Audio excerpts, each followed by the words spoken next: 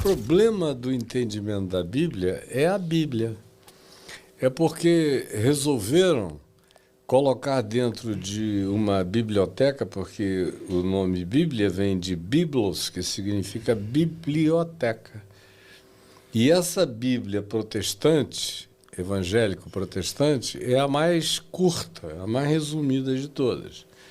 A católica tem 7 livros a mais, tem algumas outras Bíblias de natureza ortodoxa que tem 12, 15 livros a mais, e tem a Bíblia etíope, que chega a ter 87 livros.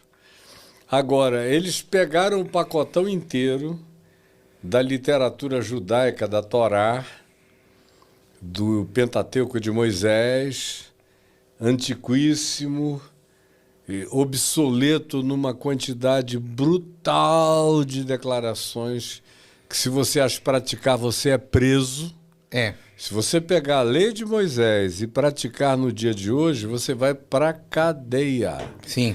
E aí colocaram tudo isso num pacote só, sem distinção nenhuma, aí inventaram de enfiar as coisas pertinentes a Jesus no mesmo pacotão, no mesmo combo.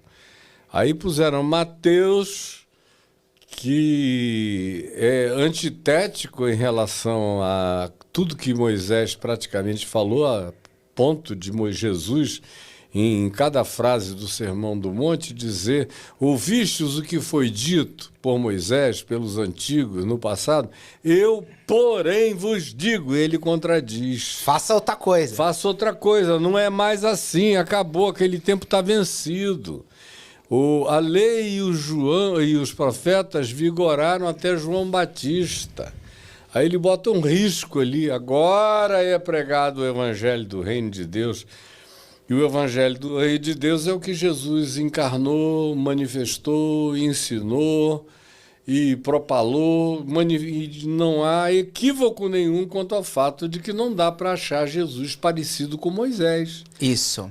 De modo algum. Eles são seres que parece que vêm de planetas diferentes. Mas aí o povo é tão ignorante que fala assim: não, mas ele disse que ele veio cumprir a lei, ele não viu abolir a lei. Ele veio para cumprir e cumpriu. Cumpriu e terminou. Cumpriu para terminar, né? No sentido de encerrar. O que ele disse na cruz? Está consumado, está acabado. Não tem mais dívida nenhuma. Aí vem Paulo em Colossenses e diz que chama a lei de Moisés de o escrito de dívida que havia contra nós e que constava de ordenanças, foi inteiramente removido por Jesus e encravado na cruz. De modo que o que emerge dali é o Evangelho do Reino de Deus. Bem-aventurados os humildes de espírito, os mansos de coração, os pacificadores.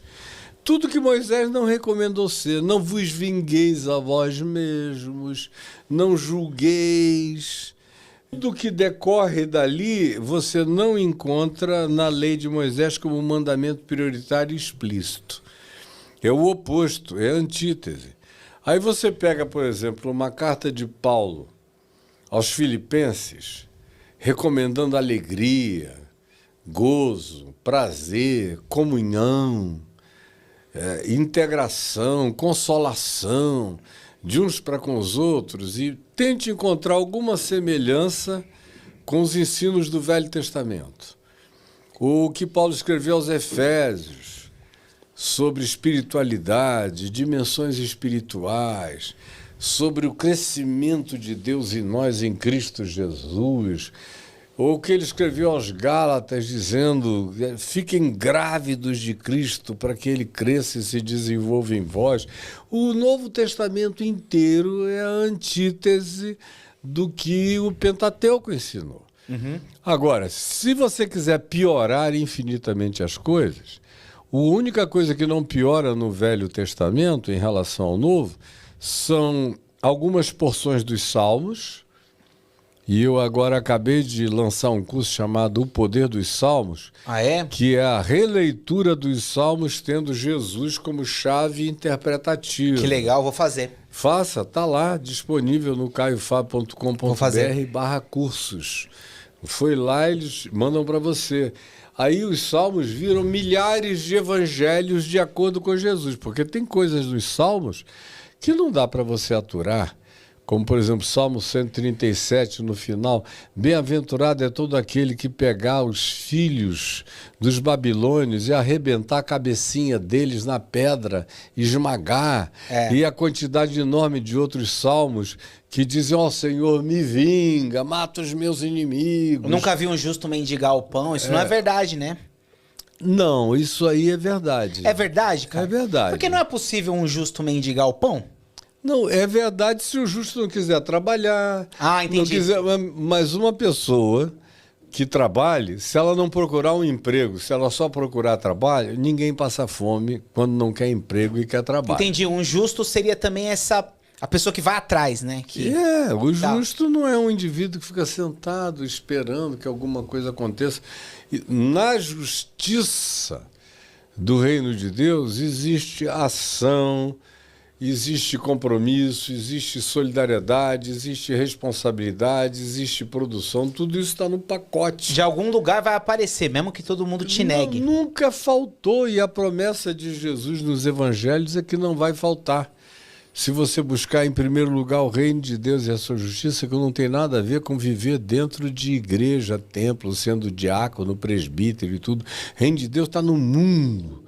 Busque em primeiro lugar o reino de Deus nas tuas tarefas de trabalho, profissionais, no cuidado conjugal, na criação de filhos, nas relações sociais, nas escolhas variadas. É aí que eu levo o reino de Deus. O reino de Deus não vem com visível aparência, como Jesus diz em Lucas 17.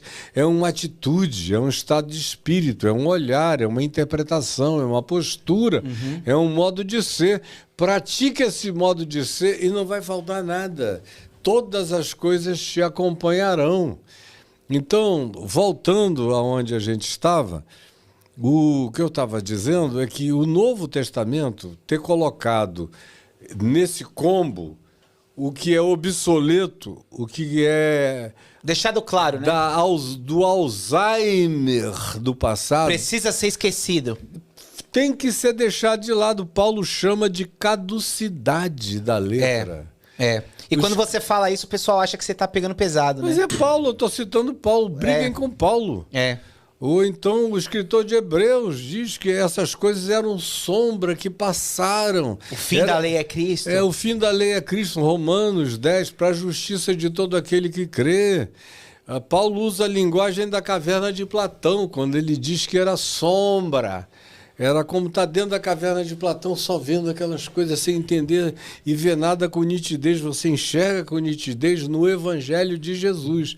Mas como tanto a Igreja Católica, que determina quase tudo no ocidente da Terra, e os protestantes, que depois vieram a se chamar também de evangélicos, são a continuidade da Igreja Católica. Eu digo que o protestantismo é um catolicismo que fez dieta.